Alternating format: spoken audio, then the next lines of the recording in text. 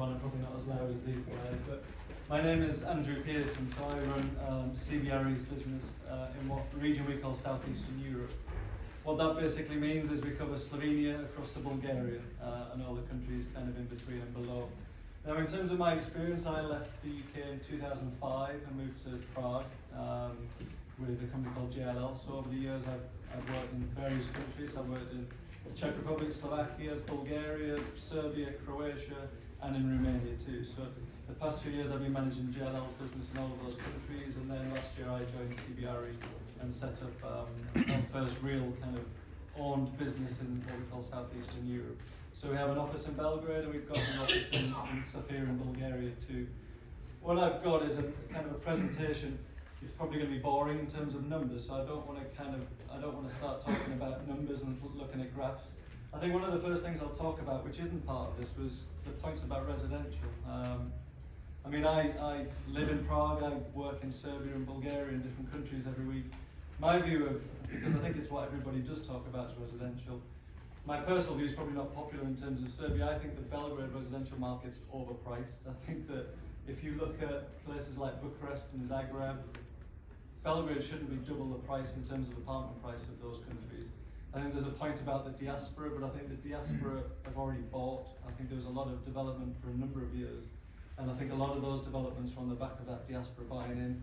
The money under the mattresses was a good point too, but I think those buyers have kind of dried up now, and what you're finding is the new buyers coming in are the people, the normal people who've got families and need mortgages, and that's where your residential prices become a little bit more volatile. So if you look at places, I was in Bulgaria in the dark times when the residential prices went from 2,000 to 600. That wasn't just because of a financial crisis, that's because people built too many apartments and expected prices to keep increasing, and it didn't. And I think that's what we'll find in Belgrade, that there's a lot of supply and there's a huge amount planned, and I think that the number of buyers will slowly dry up. I think it's a very healthy level still, but I think people kind of planning their investments for future growth in the Serbian residential market probably be slightly disappointed, because I don't think there's room for more growth. I think that it needs to stabilise. But I'm not particularly a residential expert. It's more my personal view of having apartments there and selling them and trying to get out as quickly as I can, because I think that the market might start going down. What I'm trying to do today is kind of just give you a bit of a flavour. We've only got 10 minutes, so it won't be going into too much detail. Is looking at kind of how our region compares and where it sits at the moment. Now, we as a company, we're always talking about Central and Eastern Europe, and I sit within the Central and Eastern European board.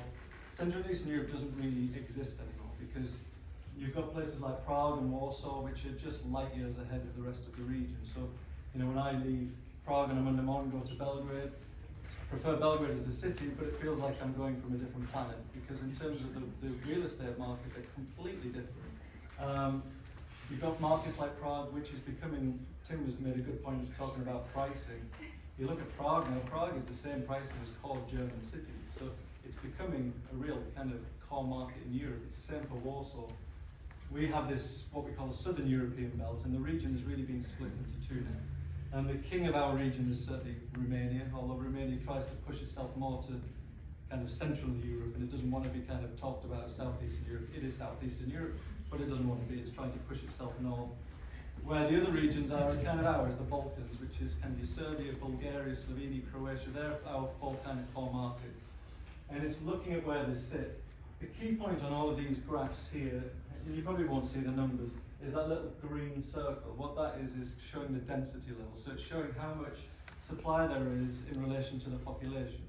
And you look at something like Bratislava. Now, Bratislava is a village. It's a small city, really, in terms of a larger context, but there's a huge amount of supply when it looks at the population. So what we see in somewhere like Bratislava, you've got 2,500 square meters per 1,000 people. So that means every person in that city has 2.5 square meters of office space to kind of stand in. And it means it's too much. And basically, it stops real supply, new supply coming. The one that's always the one that, you know, where's everybody looking to develop, not particularly to invest and buy a building, but to develop a building, is Belgrade, because you see it's a big, big city and it's got the lowest level of supply. So a city like Belgrade to have a lower supply than Bratislava clearly doesn't make sense. But what it actually doesn't take into account is the occupiers. So When you look at places like Prague, Budapest, Warsaw, Bratislava, they're always the big four. It's where the occupiers used to go. So in kind of the early 2000s, late 90s, you had companies like IBM, Honeywell, DHL moving into these markets because that for them was outsourcing cheap into Eastern Europe. Those cities are becoming very, very expensive now, so people aren't moving into those countries anymore. And where they're moving to is into two places. It's Romania and it's Bulgaria, because in those countries you've got labour and you've also got real estate. So if you're a company, you know, a lot of the German banks are cost cutting now and they're trying to find new places. If they were to go into Sofia today, they would struggle a little bit in terms of employment, but they would have a lot of real estate to choose from and they could find a home. The other option is you can go into somewhere like Serbia, which is a place that people probably don't think about, but the fundamentals in terms of labour supply are really strong because you've got a lot of people and you've got a fairly high unemployment level. So it's perfect for outsourcing, and that's what drives these markets. The problem for Serbia is there's no offices, and so you'll have companies coming in, but there's no vacancies. So you'll have a company looking, I mean, my office is 600 square meters. We had one option last year when we took our office in Belgrade because there isn't any other buildings. So if you're a big company looking to outsource your business, and that's what drives these markets, it's not investors, it's occupiers. Occupiers, that's what drives the buildings. And if you've got no vacancy to find, so if you basically choose to move to a country, you haven't got a home to live in, you don't move there. And that's the problem for markets like Serbia today. It's a big market in terms of potential for labour, but it needs these buildings. And that's what's pulling it back. And that's what's pulling the investors back too, because there isn't enough buildings to buy, so they can't go in. And Tim made a good point again, and Tim made a lot of very good points, but people go in and they want to really get big, and they want economy of scale. They won't go in to buy one building, they want 3 or 4, get a real footprint in the market. You can't do that in somewhere like Belgrade because it's too small. You can't buy enough buildings because there aren't enough. And so what the biggest winners at the moment in our region are Sofia and Bucharest, because in Bucharest you can go in, you can buy really good buildings developed by people like Skanska, and you can go into Bulgaria, again, very, very good buildings and full of big corporate occupiers. Whereas you go into places like Zagreb and Belgrade, you'll have a building that's 10,000 square meters, but you'll have multiple tenants because we don't have the big occupiers yet in these cities, and that's really what's holding these places back. So when you look at something like this, it's not just about supply, it's about the population and it's about the labour supply, because that's what will drive the markets on. And I have to say, without being too biased, because I like it, Belgrade's probably the key one in terms of what we can see. I don't know if I press any button here. Oh, right, okay. The other one that we talk about is retail, because retail's quite a big one in terms of what people are investing into. I think in terms of investors, we did a lot of deals with investors in the past few years. A lot of the South Africans coming in. I mean, we sold shopping centres in Montenegro, in Macedonia, in Bulgaria, Croatia, Serbia. A lot of these guys were coming in because they didn't really look at country risk the way that us as Europeans would. They don't really differentiate a shopping centre in Bulgaria to Poland because they're coming from a market where these guys have shopping centres in Ghana and Sierra Leone. So they would look at risk profile a lot differently to we. And that's why a lot of these guys went in and bought these shopping centres. Again, in terms of supply, Bratislava is the bad guy again of the market because, again, there's too much in terms of supply. And that's why people just aren't building there anymore. And you've got these really established markets like Prague, Budapest, Warsaw, where they have very similar density levels. And then you look at our market, we're actually a little bit lower than the rest. Again, Belgrade's very, very low. I think what we'll look at in the next 12 months is Belgrade. So I'll just get some water because it's, I think these are all, I know Tim well, so I'll drink these all. We'll get you the Ebola shot later. I've been in the region long enough, water won't help me. So it's really looking at the retailers coming in. Again, the problem that Belgrade's had in the past few years is there isn't enough shopping centres. So if you look at somewhere like H&M opened in Serbia years ago, but they didn't open stores because there weren't enough shopping centres for them to get enough stores to get that economy of scale. And it really restricts the market. But you can go into places like Croatia and to Zagreb and you've got a choice of 5 shopping centres. And so you can get a new market entry like a Peak and Kloppenburg can go in and they can choose new stores. What we'll see in Serbia in the next few years is maybe that changing because all of a sudden we're seeing a massive amount of retail. What we need to see is offices, but actually what we are seeing is retail shopping centres. So, and it doesn't take much for 1 or 2 shopping centres to completely skew a market. And so you look at somewhere like Serbia, you've got Ušće, you've got Delta, and you've got a couple of other smaller ones, and all of a sudden we've got Belgrade Waterfront, which is a 93,000 square metre shopping centre. multi-million square feet shopping centre all of a sudden dropped into a city. And so no one really understands the impact that's going to have.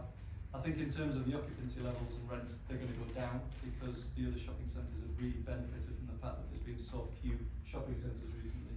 So what I would say in terms of those two markets, in terms of development, Belgrade's really key. Belgrade and Sofia, and I know the Bulgarians aren't here, but that's a really interesting market in Bulgaria at the moment because of the occupiers going in and the quality of the buildings there. Zagreb, on the other hand, is a smaller market. It's not a place that has, in terms of labour supply, it's an expensive place to hire. And so you're not going to get companies going in, but you've got a healthy office market there, and there isn't a lot of new supply coming. So in terms of rents, they'll stay quite consistent. I mean, what investors hate to see in our region is leasing risk. You know, you'll see investors come and go, but what you hate to see is buildings start emptying out and rents going down, because that's what really impacts on your value. We don't really have leasing risk anymore. And if you look at our markets, Sofia has always been the biggest example of leasing risk, because that's a market that people saw potential, and then everybody went at the same time, built 500,000 square metres of offices where the demand was about 50, 100 a year. And so rents went really far down.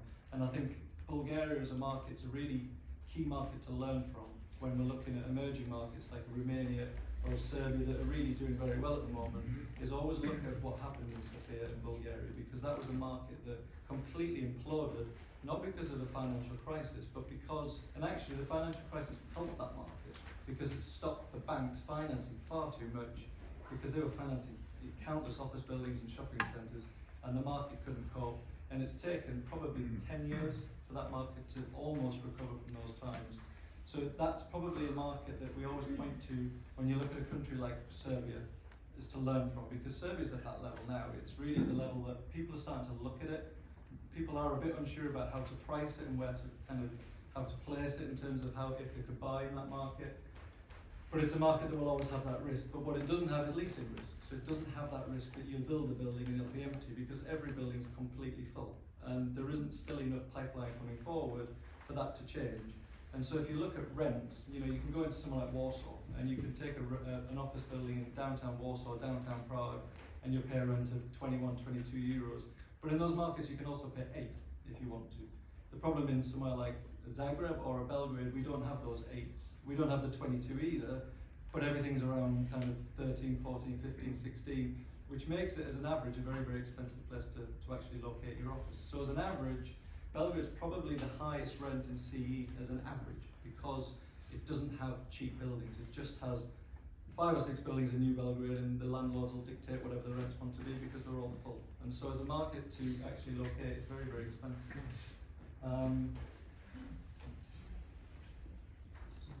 It's not doing anything right there. I've gone one too far. Oh no. This is a boring slide, so I'll jump through. That's really just showing those vacancy levels. Every landlord and every investor is always terrified of vacancy, and we always hear it at these events that vacancy level's too high, I've got some vacancy, my vacancy is 10%. Without kind of sounding like Michael Douglas, vacancy is good, because in emerging markets we need vacancy, otherwise companies can't go there. So nobody wants to see an emerging market, which all of these markets are emerging. An emerging market's not a good market if every building's full, because people then can't take advantage of the fact that it's emerging and companies can't go there. So we need vacancy. Places like Bucharest and Belgrade, these big cities, we need 10-15% vacancy, because it gives that opportunity for companies to go in and grow there. You know, no one's going to go into a market, take 1,000 square meters, and then 5 years time they've sold 1,000.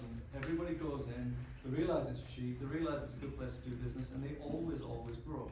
But unless you can provide that vacancy for them, they can't. And so that vacancy level is good. So at the moment, where we're looking at places like Ljubljana, it's a small market, but places like Zagreb, Sofia, Belgrade, the vacancy levels are still low. I mean, we're looking at Sofia, it's at 10%, that's really going down now. And we need to see those levels to start coming up. And that's why we see these rents here. You know, look at Belgrade, 16.5, that's probably as an average of the city, so it's really, really high.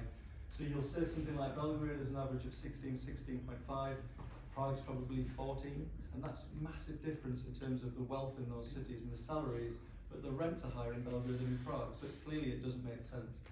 So it's like I say, it's always about keeping in mind that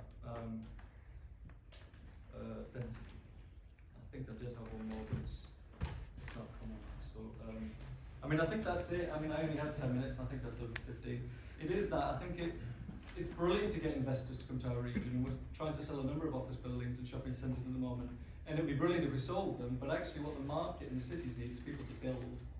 It's not investors to come. Now, people won't build, or banks won't finance people to build unless they can prove that they can then sell that building. So if you look at someone like Skanska, Skanska as a developer is the golden developer in terms of Central Eastern Europe. Everybody wants Skanska, everybody wants to buy a building that's developed by Skanska, and they're like the golden child. But Skanska have a certain model. They go in, they build the building, they lease it, and they sell it straight away. And unless you can kind of guarantee that they can then sell that building, they won't come into the market. So while the fundamentals in terms of the leasing are really, really strong, unless you can prove to them that they can sell it when they've finished it and leased it, they won't come to the market. So at the same time, we do need those investors in terms of giving people confidence to build and then sell, because at the end of the day, investors make their returns when they sell the building, not really when they're holding it. And we need to start seeing that, but actually what we need to see more is construction. Just touching on permitting, permitting is a nightmare in every single country in Europe. I mean, in the UK it's a problem. We call it planning game, but it's still bribery. I mean, it's just legal bribery. You know, I mean, in Serbia, I don't think permitting is a problem. Bulgaria, Romania, it's not a problem. The biggest problems in places like Czech, it takes 6 years to get a permit on average in the Czech Republic today. You know, so there's real problems there. In places like Belgrade and Bucharest, permitting is not a problem. I think it's a much easier market to get a permit than other countries that would be surprising to you. So I don't think that's a problem at all. It's just complicated. Okay.